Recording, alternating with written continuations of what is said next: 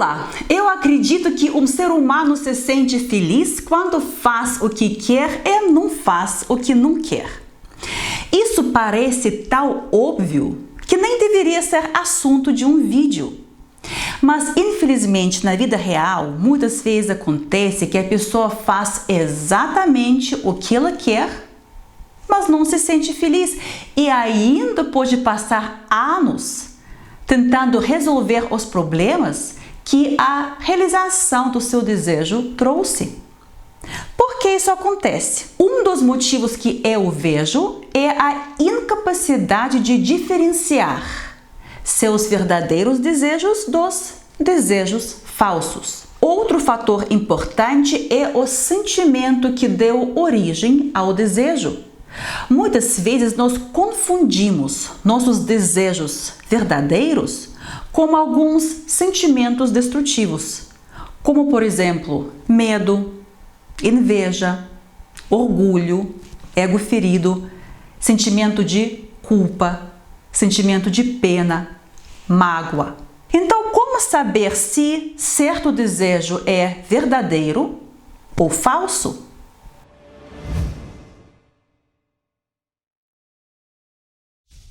Esse é mais um vídeo da série Ladrões de Energia Vital e o assunto como nós perdemos energia vital através das ilusões que nós mesmos criamos.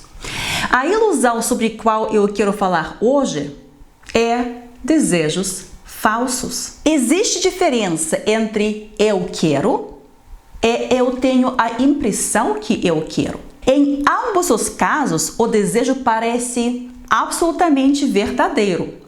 Mas muitas vezes é nada mais do que uma ilusão. É possível passar anos da nossa vida e com isso quantidades imensuráveis de energia vital para realizar alguns desejos falsos. Nós vivemos num mundo que faz de tudo para nos padronizar, pois é mais fácil colocar ideias em mentes padronizadas. É mais fácil gerenciar, controlar. É mais fácil vender quando todos querem praticamente a mesma coisa. Esse é um dos motivos pelo qual nós todos acabamos tendo alguns desejos falsos, desejos impostos por outras pessoas, pela mídia, pela propaganda, pelas redes sociais. Aqui está uma dica fácil para identificar alguns desejos falsos.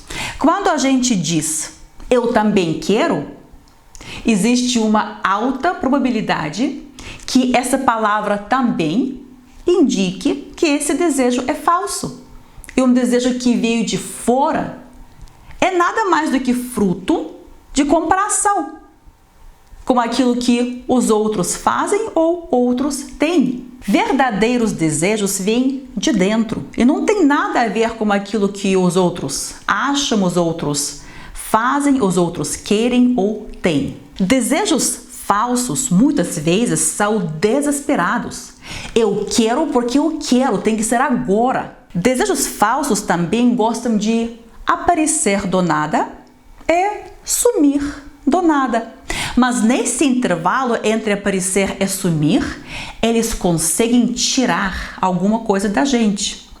O nosso tempo, a nossa energia vital, o nosso dinheiro e até o nosso potencial para realizar verdadeiros desejos. Quanto mais a gente se compara com os outros, mais chance nós temos de passar uma boa parte da vida correndo atrás dos desejos falsos que parecem verdadeiros. Esse perigo é muito grande hoje em dia, porque provavelmente nunca na história da humanidade as pessoas se compararam tanto com os outros quanto hoje, por causa das redes sociais. Outro perigo são os sentimentos destrutivos que dão origem a muitos desejos.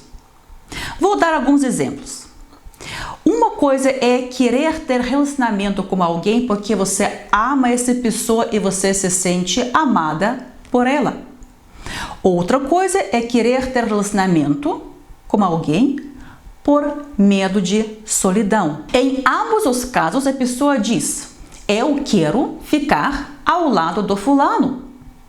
Mas em um caso foi o amor que deu origem a esse desejo, e em outro caso foi o medo de perder essa outra pessoa, o medo de ficar só.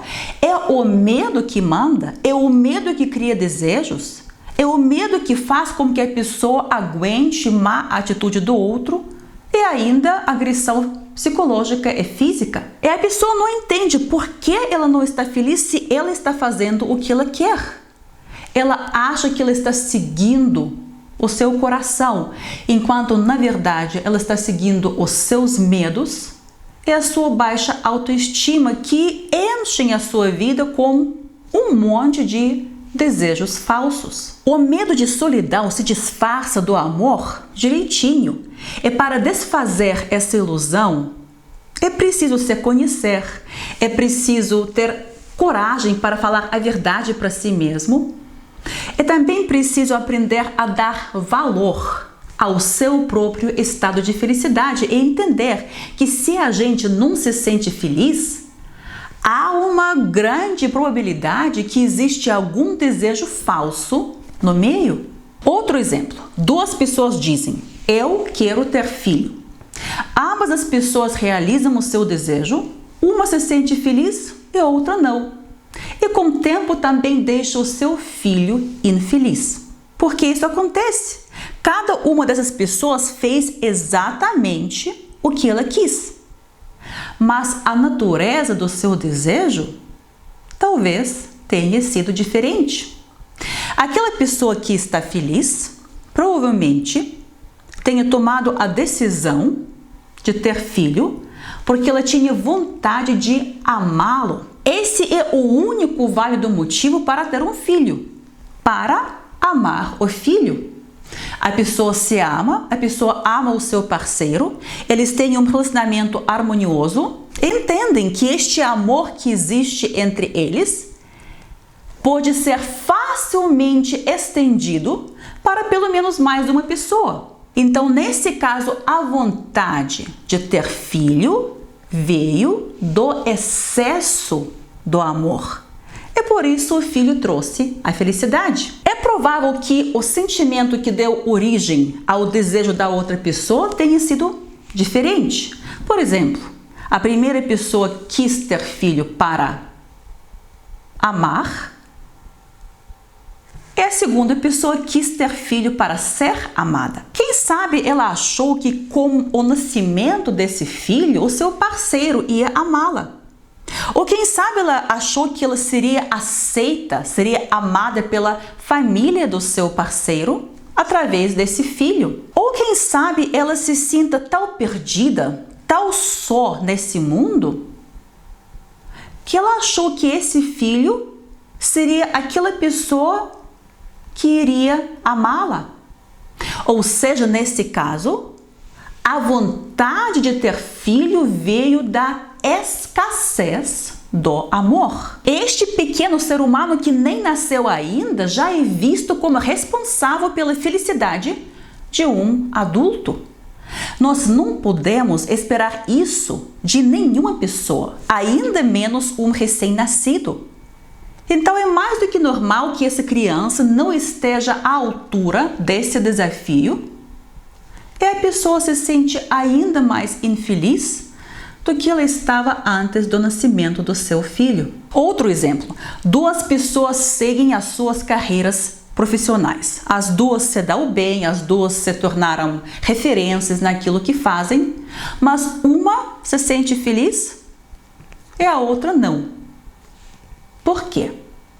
Eu não consigo acertar 100%, mas acho muito válido analisar o sentimento que deu origem à vontade de seguir esse caminho profissional. É muito provável que essa pessoa que se sente feliz tenha escolhido o seu caminho profissional pensando exclusivamente em si mesmo, naquilo que ela queria fazer nessa vida.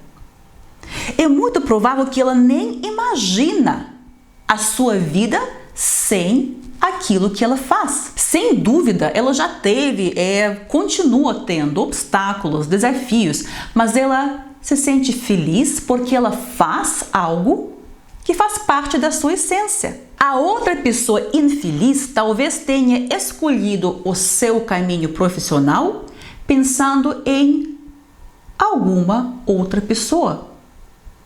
Por exemplo, em sua mãe. Essa pessoa provavelmente tenha tido a vontade de fazer a sua mãe orgulhosa do seu sucesso.